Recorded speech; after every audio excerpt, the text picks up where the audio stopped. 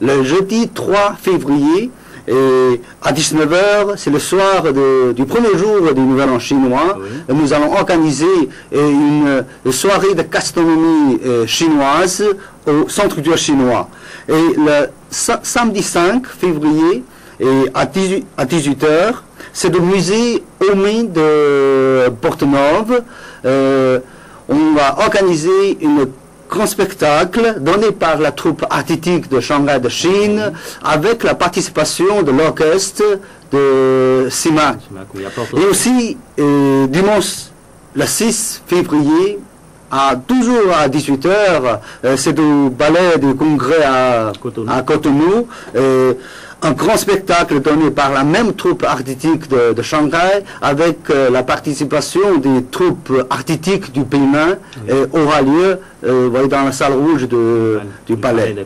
Et aussi le samedi 12 février à 16 h, nous organiserons un grand spectacle public suivi de carnaval sur l'esplanade du stade de l'Amitié de Kourounou. Là, ça fait beaucoup de festivités. Déjà, il faut dire que l'année passée, donc à la première édition, nous avons eu droit à un certain spectacle. On a vu des Chinois chanter en fond, on a vu des Chinois chanter béninois. Est-ce qu'on aura également droit à un spectacle aussi époustouflant cette année? Ah, bien sûr, il y aura de surprises. Je suis sûr que vous allez découvrir aux 5 et 6 des deux spectacles. D'accord, mais il y a également au programme un défilé de mode, non? Ah oui, bien sûr, c'est le 17 février, le jeudi, à 19 h, une soirée de défilé de mode aura lieu dans la salle boulevardante du Centre culturel chinois. Et là, des stylistes béninois qui ont, avec leur nouvelle collection, qui vont partager la joie de la fête du printemps avec nous. Et aussi, samedi le 12 mars, à 19 h, on va organiser une délibération et remise de prix aux lauréats du concours de création artistique sur le HSL 2011 dans la salle boulevardante du CCC.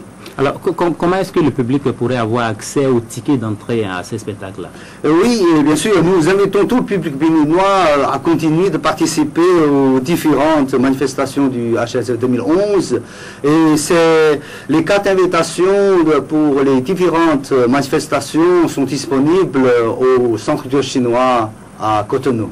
Alors, monsieur le directeur du Centre culturel chinois, est-ce que vous avez un dernier mot en guise d'appel aux téléspectateurs?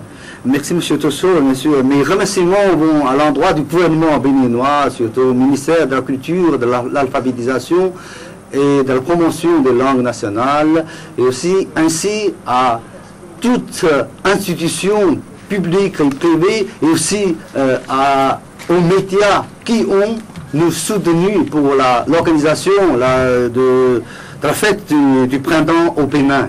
Et je remercie surtout tout le public béninois pour leur participation pour toutes les manifestations de HSF 2011. Et ici, j'invite tout le public béninois, surtout les jeunes, à sortir massivement le samedi, c'est-à-dire le 12 février, pour se joindre à nous pour un grand spectacle public sur l'esplanade du stade de l'Amitié de Kourounou. Là, on va y voir la danse de lion, de dragon, des échasses, et aussi démonstrations de taïchi, de kung-fu, et aussi la musique traditionnelle chinoise, etc. Et tout le public béninois est massivement invité. Et bonne fête, bonne année du lapin à tous les amis béninois, et vive les échanges et la coopération culturelle entre la Chine et le Pénin. Je vous remercie. Merci à vous, M. Bayi Guanmin, pour toutes ces précisions. Je rappelle que vous êtes le directeur du Centre culturel chinois. Madame, Monsieur, cette édition se poursuit. Amicale des jeunes de la vallée de l'Ouémé, c'est une organisation qui a connu le jour ce week-end. Cette association de développement à vocation apolitique se veut fédératrice pour l'émergence des communes de la vallée de l'Ouémé. Le reportage. Le moment tant rêvé est enfin venu. Les jeunes des communes de la vallée de l'Ouémé se sont donné la main pour le développement de leur localité. Ils ont porté sur les fonds baptismaux ce week-end une association de développement dénommée Amicale des jeunes de la vallée de l'Ouémé. Notre région, la deuxième vallée la plus riche au monde, après celle du Nil, regorge d'énormes potentialités touristiques et économiques. Mais malheureusement, elle est mal exploitée. Et les cadres communes qui la composent vivent dans la précarité et dans une pauvreté ambiante. Quel paradoxe!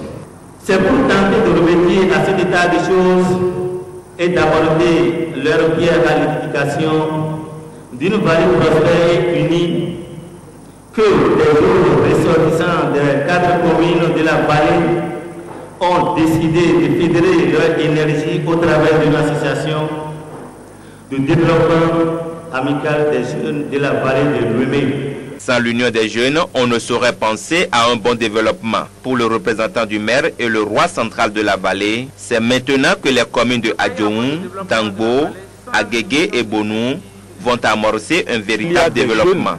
Dans la vallée de l'Ouémé qui pensent réellement au développement de la vallée de l'Ouémé.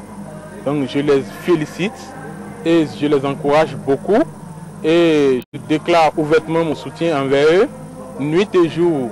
Je suis à leur disposition. À en croire ces jeunes, AVOR est une association apolitique dont le seul objectif est de penser à l'émergence de la vallée de l'Ouémé. 2 filles de l'honorable Issa Salifou, président de l'Union pour la relève, étaient à l'honneur dimanche à Boycon. Amdallah et Samira Issa ont en effet convolé en juste noces, comme l'exige la tradition. Pour l'occasion, les 2 jeunes mariés ont reçu le soutien des parents et amis de la famille Issa, venus partager avec elles ce moment unique dans la vie.